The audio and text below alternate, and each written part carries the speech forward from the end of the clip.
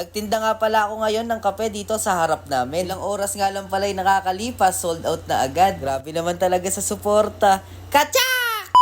Bago nga pala ang lahat mga guys, ako si Lelet, nagalulu ako pero masipag ako. Kaya tara, samahan nyo ako. Yo, ngayong araw nga pala mga guys, ayan, may pesto nga pala ako dito sa may harap namin sa kalsada. Kasama ko nga pala dito tumambay yung mga pinsan ko na si Gerald, si Yen, tapos yung kapatid ko na si Princess. Si Jeris nga wala pa dito kasi may pinuntahan lang saglit. Makalipas nga lang pala ilang minuto mga guys, meron nga palang bumili. Tinatanong ko nga sa kanila kung ano yung gusto nila, tapos sabi nila sa akin, ako nga daw. Grabe naman talaga. Kacha!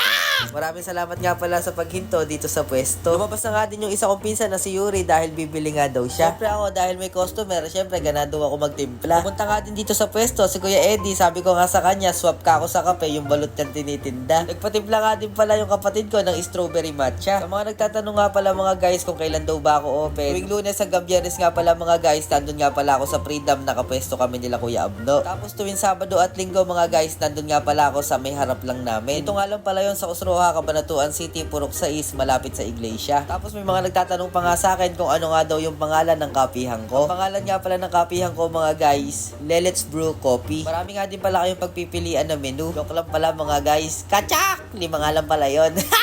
Kaya kung gusto nyo matikman mga guys yung timpla ko, nasa Freedom nga lang pala ako tuwing Lunes hanggang Biyernes. Pasensya na nga pala mga guys sa boses ko kasi medyo masama nga pala yung pakiramdam ko ngayon. Punta nga din pala dito sa peso sila Ate Jenny, yung tita ko, tapos yung lola ko na si Inay. Maraming salamat nga pala sa suporta. Grabe naman talaga. Katya!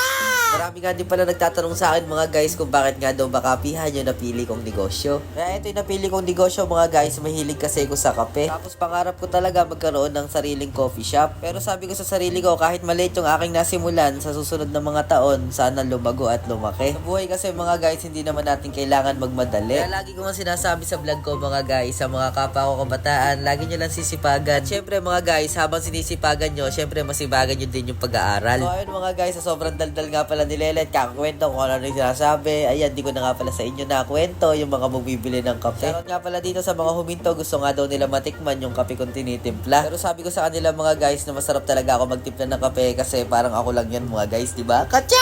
Shoutout nga din pala dito kay pare. Salamat nga pala sa suporta mga utol. Dumating na nga din pala dito yung mga iba kong pinsan tapos nagpatimpla sila. Inaabot ko nga pala sa kanya kaso nga lang nahihiya si Bebang. Katsa! Habang papagabi nga pala mga guys, mas lalong dumadami nga pala yung mga customer natin. Ito nga pala sa part na to mga guys, malapit na nga pala maubos yung binro ko na kape. Ang oras nga pala dito mga guys, mag-aalas 8 na ng gabi. Tapos nag-open nga pala kami kanina, alas 4 ng hapon. Halos 5 oras nga pala kami nagtitinda dito sa harap namin, pero saglit nga lang pala maubos yung kape na binro ko kanina. At dito nga pala mga guys, naubos na nga pala yung paninda ko. Iligpitin ko na nga pala to mga guys, maraming salamat nga pala. Katsak! So ayun mga guys, ayan, wala na nga pala tayong kape kasi bukas magbubro tayo. Bukas kita-kits tayo sa Freedom Park. Maraming salamat sa panonood. Lagi tatandaan, ako si Lelet, nagalulu ako pero masipag ako. Kaya tara, samahan niyo ako.